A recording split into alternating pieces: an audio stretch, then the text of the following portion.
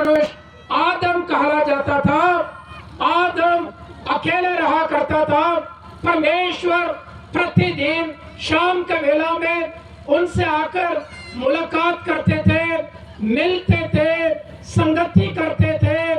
कई दिन हो गया होगा, कई देर हो गया होगा, परमेश्वर ने देखा मनुष्य अकेले रहना उचित नहीं है। इस कारण से परमेश्वर ने उनके लिए उनके लायक के एक स्त्री को बनाएंगे कर उनकी हड्डी में से, उनकी पसली के हड्डी में से एक हड्डी निकालकर उस हड्डी में से एक सुंदर नारी को बनाया। जब आदम गहरे नींद में सो गया था, बाद में परमेश्वर उन्हें जगाया। उसने देखा अपने सामने एक सुंदर स्त्री खड़ी थी। उसको देखकर तो इन्होंने नारी कर उन्हें पुकारने लगा, यानी मनुष्य में से बनाया गया, मनुष्य में से निकली हुई, इस प्रकार के अर्थ से उन्हें नारी कर उन्हें बुलाया। इस प्रकार बाइबल पहला मनुष्य के बारे में आदम और हवा के द्वारा, जो हवा के बारे में परमेश्वर ने कैसे बनाया उसके बारे में बतलाती है। मैं आपको बताना चाहूंगा, यह परमेश्वर की इच्छा है, यह परमेश्वर का योजना है। विवाह यानी शादी, मनुष्य नर और नारी पति पत्नी के रूप में एक पारिवारिक रूप में जीवन बिता सके, तो यह परमेश्वर की योजना है। यह कोई मनुष्य का खोज भी नहीं है, यह परमेश्वर या कोई मनुष्य का योजना नहीं है, यह बिल्कुल परमेश्वर की योजना है। तो दुल्हा और दुल्हन को, तो इस जोड़ को जोड़ने वाला स्वयं परमेश्वर, इस बात को भी हमें नहीं भूलना है। और बाइबल हमें बतलाती है जिसको परमेश्वर ने जोड़ा है उसको कोई भी अलग नहीं करना है कर परमेश्वर ने आज्ञा भी दिया है। कई लोगों के जीवन में, विवाहिक जीवन में, विवाह होने के कुछ दिन के बाद, कुछ सप्ताह के बाद, कुछ महीना के बाद, कुछ साल के बाद लड़ाई झगड़ा या यहाँ तक तलाक देने के दूरी तक दोनों चला जाता है, लेकिन परमेश्वर इसका अनुमति नहीं देता। किसी भी कारण से, किसी भी बातों को लेकर दुल्हा दुल्हन एक दूसरे को छोड़ने के इरादा तक नहीं रखना है।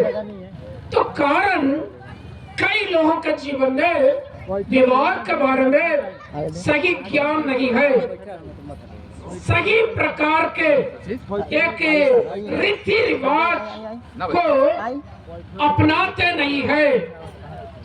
कई प्रकार की कारण को वे लोग बताना शुरू करते हैं, लेकिन बाइबल के अनुसार परमेश्वर थोड़ा भी इरादा नहीं रखता है शादी होने के बाद छोड़ देने के बातों को लेकर। इसलिए हमें इस विवाह के बारे में सही समझ लेकर तो इस पवित्र विवाह या पारिवारिक जीवन में आगे बढ़ने की आवश्यकता है। मैं जल्दीबाजी में 2-3 बातों को आपको बताकर प्रार्थना के साथ मैं अंत करूंगा। बाइबल बतलाती है हर एक पत्नियां अपने अपने पति के आधीन में रहकर जीवन बिताना है कर बाइबल हमें बतलाती है। एफिसियों की पत्री 5वां अध्याय उसका 22 और 33 दोनों वचनों को अगर आप पढ़ेंगे, वहां यह लिखा हुआ है, हे पत्नियों अपने अपने पति के आधीन में रहो, आधीन में रहो, आधीन में रहो। प्यारो, अगर विवाह शादी हो जाता है तो शादी होने के बाद परिवार हो जाते हैं। परिवार, पति पत्नी, ये पति पत्नी। इसके पहले ये दोनों अलग अलग परिवार के एक सदस्य के रूप में रहा करते थे, लेकिन उस अलग अलग दो परिवार के उस यूनिट से निकलकर ये लोग दोनों अभी एक नया परिवार यहाँ पर शुरू कर दिया गया है। अब ये लोग उस पुराना परिवार का सदस्य इस प्रकार के विचार को अपने दिमाग से हटाना है। हालेलुया। सरकार भी यही नियम है, ठीक है जी। तो अब से आप दोनों अलग परिवार है, तो ये बात को मन में रखना है। अब ये दोनों क्या करना है, परमेश्वर की इच्छा क्या है, परमेश्वर का आज्ञा क्या है, ये दोनों एक दूसरे का आधीन में रहकर जीवन बिताना है। अब शादी हो गया, लड़का तो उनके माता पिता का अधीनता में पहले से थे, अभी दुल्हन भी जाकर, बहू भी जाकर उनकी अधीनता में होने के लिए नहीं बोलना है। आइए, दूसरी बात क्या है, उत्पत्ति की किताब 2 अध्याय उसका 23वां वचन अगर आप पढ़ेंगे तो वहां परमेश्वर आदम के लिए हवा को बनाने के बाद आदम ने उस हवा को देखकर कहने लगा, ये मेरा हड्डी का हड्डी, मांस का मांस है। कर उस पहला नारी को देखकर पहला पुरुष ने इस प्रकार बताने लगा। तो यहाँ एक महान सच्चाई छिपा हुआ है। उस बात को मैं दूसरी पॉइंट के रूप में मैं आपको बताना चाहूंगा। शादी के द्वारा ये दोनों पति पत्नी के रूप में एक नया परिवार में जुट रहे हैं। ये पति पत्नी को समझना है, ये मेरा हड्डी का हड्डी, मेरा मांस का मांस है। हालेलुया। इस प्रकार पति पत्नी को समझना है, पत्नी भी यह भी मेरा हड्डी का हड्डी, मेरा मांस का मांस, इस प्रकार समझना है। आपका शरीर है, अगर पैर में चोट लगता है, वो चोट के दर्द पूरे शरीर में फैलता है, पूरे शरीर में फैलता है। क्यों? क्योंकि आपका पैर आपसे अलग नहीं है, वो आपका हड्डी के साथ जुड़ा हुआ है, आपका मांस के साथ जुड़ा हुआ है, आपका एक अंग है। उसी प्रकार आप पति हो या पत्नी हो, पत्नी के दर्द को अपना दर्द समझने का इरादा होना चाहिए, और पत्नी भी पति के दर्द को महसूस को भी अपना दर्द, अपना महसूस समझने के बराबर इरादा रखना चाहिए। अगर नहीं है, पत्नी क्या कर रही है, क्या नहीं कर रही है, पति उसका ख्याल नहीं करता। अगर नहीं है, पति कहाँ है, क्या नहीं है, उसका कोई प्रभाव पत्नी नहीं करती। लेकिन ऐसी बातों में आप लोग नहीं रहना है, परंतु जैसे बाइबल हमें बतलाती है उसी रीति से आप, मेरा हड्डी का हड्डी है, आप मेरा मांस का मांस है, इसी प्रकार एक दूसरे को ग्रहण करना चाहिए।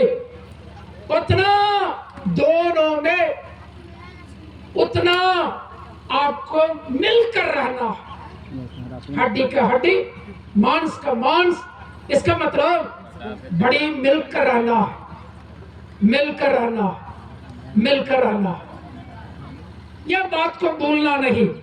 अगर इस प्रकार किसी परिवार में पति पत्नी लोग रहेंगे, वो परिवार सुखी परिवार होगा, वो परिवार परमेश्वर का आशीष पाया हुआ परिवार बनेगा। आइए हम तीसरी बात को बताता हूँ। परिवार कुलसियों की पत्री 3 अध्याय उसका 19वां वचन, वो वचन को अगर पढ़ेंगे वहां लिखा हुआ है, हे पतियों अपने अपने पत्नी से प्रेम करो, प्रेम करो। इस प्रकार बाइबल बतलाती है। तीसरी बात यह है, हर परिवार के पति पत्नी एक दूसरे से प्रेम करने के लिए झुकना नहीं। आप बहुत सारे लोगों से प्रेम करते हैं, माँ से प्रेम करते हैं, बाप से प्रेम करते हैं, आगे बच्चे होंगे बच्चों से प्रेम करते हैं और बहुत सारे लोगों से प्रेम करते हैं। लेकिन यहाँ बाइबल कहने का मतलब यही है, परमेश्वर के बाद सबसे पहले एक पति अपने पत्नी से प्रेम करना चाहिए। इसके पहले और किसी से प्रेम किए होंगे, वैसे की पत्नी भी परमेश्वर के बाद सबसे बढ़कर अपने पत्नी से, अपने पति से प्रेम करने के लिए सीखना चाहिए। हाँ, एक बार प्रभु यीशु मसीह अपने चेलों से कहा, अरे वही मेरा चेला बन सकता है जो अपने माँ से बढ़कर, पिता से बढ़कर, अपने पत्नी से बढ़कर, अपने बच्चों से बढ़कर जो मुझसे प्रेम करता हो, वही मेरा चेला बन सकता है। उसी प्रकार परिवार के लिए यह नियम है, ये दोनों आपस में प्रेम करे। परमेश्वर के बाद और किसी से प्रेम करने से बढ़कर एक दूसरे से प्रेम करने के लिए बराबर तत्पर रहना है। वहाँ उस आपस की प्रेम से बढ़कर अपने माता पिता के लिए जगह नहीं देना है, अपने भाई बहनों के लिए जगह नहीं देना है, आने वाला दिन में अपने बच्चों को भी जगह नहीं देना है। यह परमेश्वर का तरीका है। इस तरीका के अनुसार जो पारिवारिक जीवन बिताएंगे, चाहे वो दंपति 100 उम्र भी जिए, सुखी संपत्ति के साथ, सुखी मन के साथ एक सुखी पारिवारिक जीवन बिता पाएंगे। हालेलुया। इस प्रेम के मामला में दोनों जहां गड़बड़ किया, वो परिवार में बहुत तनाव, बहुत झंझट, बहुत परेशानी होगा। परमेश्वर का आशीष भी भरपूर नहीं रहेगा, वो परिवार में उतनी शांति भी नहीं रहेगा। इसलिए इन बातों को ऊपर ध्यान देने की आवश्यकता है।